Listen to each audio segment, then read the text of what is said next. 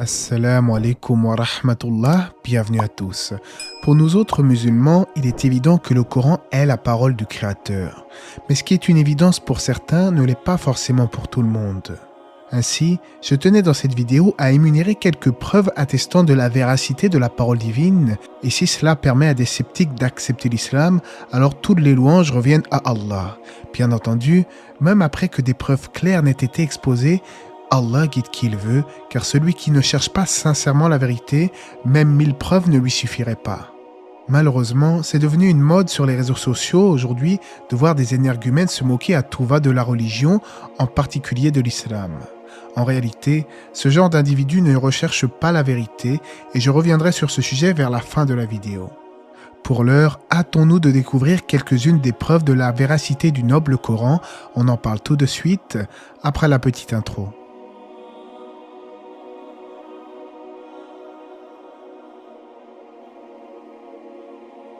Le Coran, dernière révélation du Créateur pour toute l'humanité, a été révélé en arabe au prophète Mohammed sallallahu alayhi wa sallam par l'intermédiaire de l'ange Gabriel.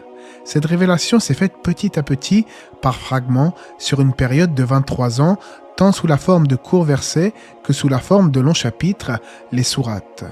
Si au début le Coran était gardé en mémoire par le prophète alayhi salatu wa salam et ses compagnons, il fut par la suite mis par écrit.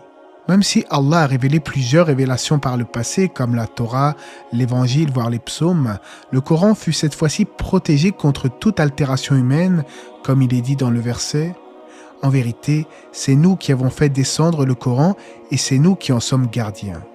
On a en effet des Corans qui datent des premières générations des musulmans qui sont identiques au Coran que nous avons aujourd'hui entre nos mains. Aussi, un certain nombre d'érudits non musulmans qui ont étudié la question de la compilation et de la préservation du Coran sont arrivés à la conclusion de l'authenticité de ce dernier. John Burton, à la fin de son ouvrage étoffé sur la compilation du Coran, affirme que le Coran, tel que nous le connaissons aujourd'hui, est un texte qui nous est parvenu exactement sous la même forme que celle dans laquelle il a été arrangé et approuvé par le prophète. Ce que nous tenons aujourd'hui dans nos mains, c'est le Mushaf de Mohammed. La crédibilité historique du Coran est encore soutenue par le fait que l'une des copies envoyées par le calife Osman existe toujours aujourd'hui. Elle se trouve d'ailleurs au musée de la ville de Tashkent, en Ouzbékistan. Selon le programme Mémoire du monde de l'UNESCO, une division des Nations Unies, il s'agit de la version définitive, connue comme étant le Mushaf de Osman. Cette copie est une preuve que le Coran, qui est en circulation de nos jours, est identique à celui de l'époque du prophète alayhi salatu wassalam. Aussi, alhamdulillah, grâce aux efforts des compagnons du prophète, le Coran que nous possédons aujourd'hui est récité de la même manière que lors de sa révélation. Cela en fait l'unique écriture religieuse qui soit encore mémorisée complètement et comprise dans sa langue originale. Comme le déclarait Sir William Weir, il n'existe probablement aucun autre livre dans le monde qui soit passé à travers 12 siècles, aujourd'hui 14, tout en conservant une telle pureté de texte. Le Coran a donc été préservé à la fois sous forme orale et sous forme écrite, comme aucun autre livre ne l'a jamais été, car c'est l'ultime révélation pour l'être humain. Même si le Coran est en soi un livre de guidée, étant la parole du Créateur, il est évident qu'il ne saurait y avoir de contradiction avec la science empirique.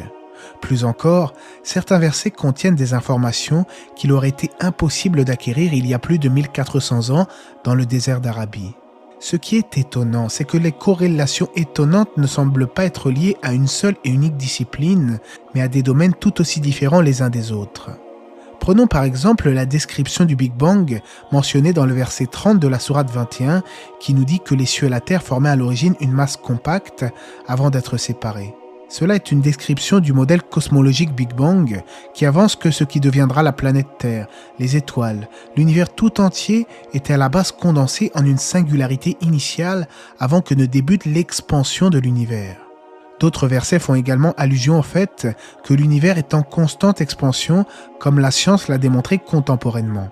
Mais le Coran comporte également des versets en lien avec le phénomène des haloclines, comme il est dit dans le sens du verset. Et c'est lui qui donne libre cours aux deux mers, l'une douce, rafraîchissante, l'autre salée, amère, et il assigne entre les deux une zone intermédiaire et un barrage infranchissable. La frontière entre l'océan Pacifique et l'océan Atlantique est comme une ligne entre deux mondes, c'est comme s'il y avait un mur qui empêchait leurs eaux de se mélanger. En effet, les deux océans ont des caractéristiques différentes, des taux de salinité qui diffèrent, ce qui explique d'ailleurs la différence de couleur. Certains sceptiques avancent que le prophète alayhi salatu wassalam avait peut-être réussi à avoir eu connaissance de ce genre de choses, alors que ce phénomène n'a été découvert que récemment par l'explorateur Jacques Cousteau.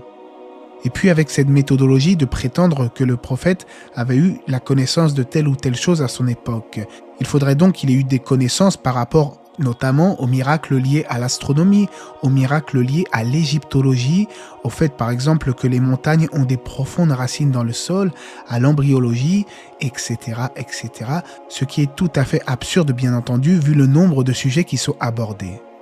À moins de prétendre que le messager d'Allah alayhi salatu wassalam aurait réussi à inventer une machine à aller dans le futur, ce qui est évidemment impossible, eh bien, la seule conclusion est que le Coran n'est pas la parole créée par le prophète, mais c'est plutôt la parole incréée d'Allah révélée sur le prophète par l'intermédiaire de l'ange Gabriel. J'avais déjà fait d'ailleurs 2 vidéos principales sur le sujet des miracles du Coran et je mettrai les liens à la fin de la vidéo que vous regardez, car il est évident que je ne vais pas reprendre tous ces miracles dans cette vidéo. Mais en dehors des miracles du Coran, il y a également des miracles relatés à travers la sunna du prophète dans les hadiths prophétiques. Prenons l'exemple de la scission de la lune. Un jour, des Mécois demandèrent au prophète de leur faire voir un miracle, et cela afin de prouver qu'il était bel et bien un prophète. Pour rappel, les prophètes ne peuvent rien faire de par leur propre personne. Les miracles se réalisent avant tout par la permission de Dieu. Selon un hadith donc, les habitants de la Mecque ont demandé au prophète alayhi salatu wassalam un signe de la prophétie. C'est alors que la lune se fendit en 2 parties. Allah révéla à ce propos le verset « L'heure approche et la lune s'est fendue ». Selon l'exégète Ibn Kathir, beaucoup de gens témoignent avoir vu un temple en Inde où il est inscrit « Il a été construit la nuit où la lune s'est fendue en 2 ». Selon d'autres sources, un roi indien de l'époque a rapporté avoir vu clairement la lune se scinder en 2. Il s'agit du roi Chakravarti Farmas de Malabar au sud de l'Inde. L'incident est d'ailleurs documenté dans un manuscrit conservé à l'India Office Library à Londres. En effet, à cette époque, un groupe de marchands musulmans se rendait en Chine et en passant par Malabar, ils se sont entretenus avec ce roi et lui ont raconté que cet événement est lié à la prophétie de Mohammed. Le roi, ayant vu le phénomène de ses propres yeux, s'est ensuite converti à l'islam. On rapporte à cet effet que c'est ce roi même qui a bâti la première mosquée de l'Inde vers l'an 629 de notre ère, mosquée qui existe toujours actuellement. En voici une photo. Pour anecdote, une mosquée porte également le nom de ce roi indien converti à l'islam, la Shiraman Perumal Chakravarti Farmas. Plus contemporainement, la NASA a découvert de mystérieuses fissures à divers endroits de la surface de la Lune. Des fissures si profondes et dont les coupures sont si franches qu'aucune théorie de la physique n'a pu expliquer le phénomène. Ils ignorent encore la véritable nature de ces coupures. Il est donc très probable que cela ne soit autre que des vestiges du phénomène de la scission de la Lune ainsi que de sa ressoudure structurelle. Même avec ce que j'ai cité précédemment, celui qui a un penchant vers la rébellion envers son créateur n'acceptera pas forcément le message. De surcroît, certains vont jusqu'à prendre en moquerie les versets d'Allah à travers des vidéos sur Internet, ce qui est courant aujourd'hui. J'avais déjà critiqué d'ailleurs certains de ces individus, mais j'ai vite constaté un manque flagrant de sérieux de leur part, ainsi qu'un manque d'objectivité dans la démarche de ces derniers. En dehors de la moquerie, ces personnes n'ont pas une once de connaissances religieuses et évoquent toujours les mêmes sujets comme l'esclavage en islam, le hadith de Aïcha ou bien l'autorisation de taper sa femme, etc., etc. À cet effet, j'avais d'ailleurs déjà traité du sujet entre guillemets de taper sa femme dans une vidéo dédiée en expliquant ce qu'il en est réellement. Quant à l'esclavage, j'envisage de faire une vidéo très prochainement, Inch'Allah. Mais ce qui est le plus comique avec ces gens-là, c'est que lorsqu'il s'agit de parler de la science contemporaine, ces mêmes personnes aiment marteler à qui veut entendre que les croyants sont complètement à côté de la plaque dans le domaine scientifique, alors qu'en réalité, il s'agit là encore de moqueries gratuites, sans aucune véritable recherche ni vérification. L'exemple le plus flagrant est lorsque l'irréductible Ignare a tenté de critiquer une de mes vidéos dans un live avec ses copains sans aucune, mais je dis bien sans aucune vérification, si ce n'est par le prisme de ses auditeurs qui avaient chacun leur avis propre. Calnos, t'es allé voir sur Wikipédia? En gros, le type n'a aucun savoir et se base sur ses viewers qui eux-mêmes vérifient sur Wikipédia. Voilà le niveau des détracteurs de l'islam sur la plateforme YouTube. D'ailleurs, leurs propres partisans s'étonnent de ce manque d'objectivité, comme vous pouvez le lire dans leurs propres commentaires. Mais ce qui est certain, c'est que ce monsieur ne connaît absolument rien à la science et aux choses dont il parle, et c'est bien triste. Répéter toutes les 10 secondes, ça n'a aucun sens, sans faire de recherche, ne suffit pas à débunker quelque chose. Il faut vérifier et croiser les informations. Ce qu'il ne fait pas et se contente de dire non, c'est de la... Un scientifique vérifie toujours la thèse et l'antithèse et je suis choqué que les gens ne le reprennent pas, tout dans la moquerie. Rien dans les faits, c'est affligeant. Prenez le temps de vérifier chaque point. Ne croyez pas sur parole un type dans sa chambre sans aucune connaissance scientifique et les arguments qu'il avance, ou plutôt n'avance pas, sont aussi stupides que le Coran et cette stupide religion. Comme il dit, on est sur du génie. Bon, ensuite, il le reprend sur plusieurs points, et bien entendu, je ne partage pas du tout sa façon de parler mal de l'islam, c'est très grave, mais les faits sont là. Au niveau théologique, l'ignorance de ces personnes qui parlent au nom de l'islam est sans nom. Et au niveau scientifique, on pourrait s'attendre à un certain niveau, mais là encore, il n'en est rien. C'est assez agaçant d'ailleurs de constater ce manque de sérieux, car à titre personnel, je source toujours mes recherches et j'expose mes connaissances à travers ce que j'ai appris dans des ouvrages de référence, mais chez l'Irréductible Athée par exemple et les autres rigolos de son acabit, eh bien c'est le néant total. Aucune source, tout est dans l'art de la moquerie. Sérieusement, on dirait des gosses, le niveau est très bas. Et d'autres commentaires vont dans le sens du commentaire que j'ai cité, et quant à moi j'avais pu déceler un nombre incalculable de lacunes en astronomie et autres domaines scientifiques. Le personnage en question ne sait même pas ce qu'est la nucléosynthèse explosive, il a du mal à comprendre les propos, se met à interroger ses abonnés à chaque fois qu'il a un doute sur un point. Il n'a pas non plus saisi ce que sont les haloclines, et a du mal à accepter que les montagnes ont des profondes racines dans le sol. Mais passons, vous l'avez compris, de l'Irréductible à Jack le Fou par exemple, peu importe.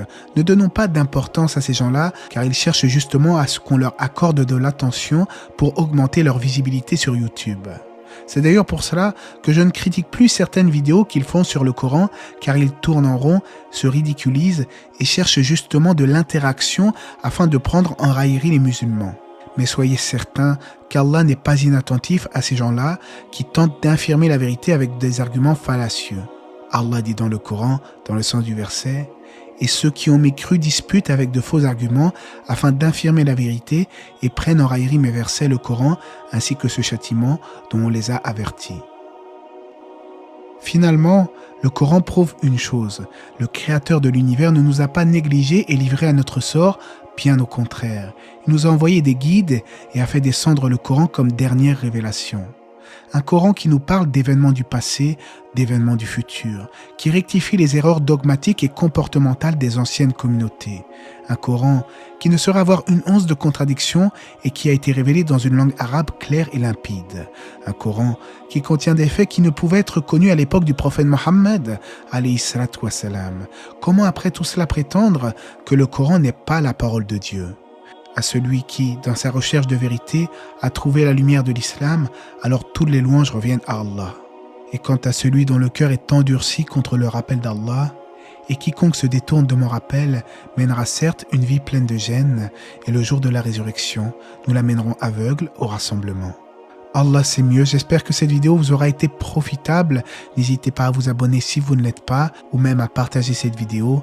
Que la paix et les bénédictions d'Allah soient sur le prophète, sa famille et ses compagnons.